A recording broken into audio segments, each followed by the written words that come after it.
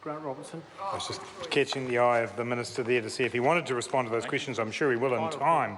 Mr Chair, I just have a couple of smaller minor matters in part two to raise that haven't been raised yet. As the government members of the committee, assiduously promoting this piece of legislation that's come before the House that they're so obviously so proud of, to get up and talk about them. And I want to talk about one that's actually a very positive and necessary development for a reasonably small group of people, but ones for whom this particular clause matters, and that is around the question of special tax codes. And this did occupy a little bit of time for the committee when we were working on it. Essentially, amendments are being made to the Tax Administration Act to allow the Commissioner to provide special tax code certificates directly to MSD to help people receiving New Zealand super or veterans pensions meet their income tax obligations.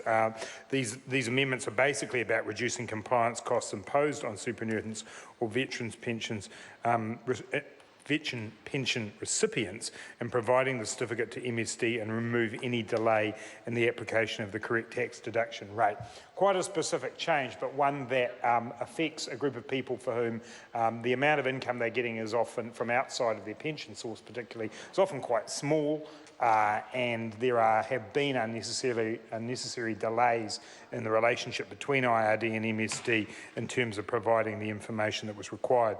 So the amendments are going to enable the Commission to provide a special tax code certificate directly to MSD when the superannuitant or veterans pension recipient has applied for that certificate and advise the Minister they want the certificate to apply to their superannuation income or veterans pension income. Many elected MPs in the House will have had the experience of someone coming to their office to talk about the issues that arise between making choices about about these issues and how quickly you're able to access the money. So I think this will be a welcome change for those people. There was one issue where it appeared in the original drafting that we were limiting this to only being for one employer. If somebody had more than one employer, that may have been ruled out. So a change has been made within the new clause 83 of the bill, just to be. Sorry, it's not clause 83, in fact, is it clause 84 of the bill, to make sure that the reference could be to income from one or more employers. That small oversight was one that would have led to more people coming back to Mr Woodhouse asking him to make it easier for them to be able to work between MSD and IRD. So I do want to actually congratulate the government on that. It is a matter that has been of concern to those who receive veterans pensions, particularly that there was unnecessary bureaucratic delay and unnecessary double handling, essentially, of the issues of the income that they received. So I thank the Minister and the officials for bringing that before the House.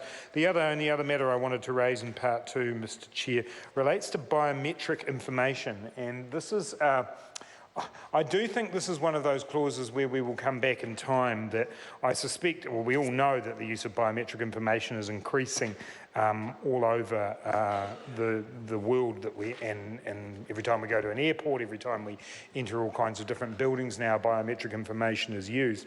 The issue here was around the disclosure of biometric information and potentially the illegal disclosure of biometric information under the famous now Section 81 of the Tax Administration Act.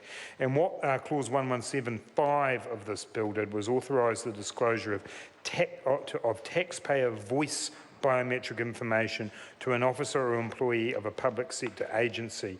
And what the amendment that the committee proposed was to specify that that data could only be released with the taxpayer's consent and only for the purpose of verifying the identity of the client. And I know as a lot of taxpayers are doing more of their interactions with IRD online or more of their interactions over the phone, there is an increasing concern about what happens to that data and what happens to that information.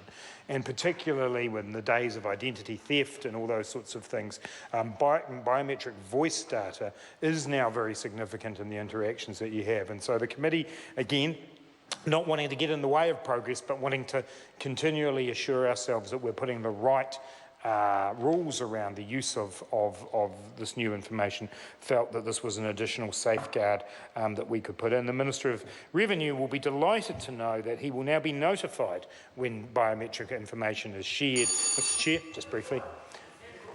What's that? Yeah. He will be notified now when the information is shared and I'm sorry to interrupt the member. I shouldn't have given him a call because he's had 4 on this part and his time's expired. Oh. I call Jamie Lee Ross.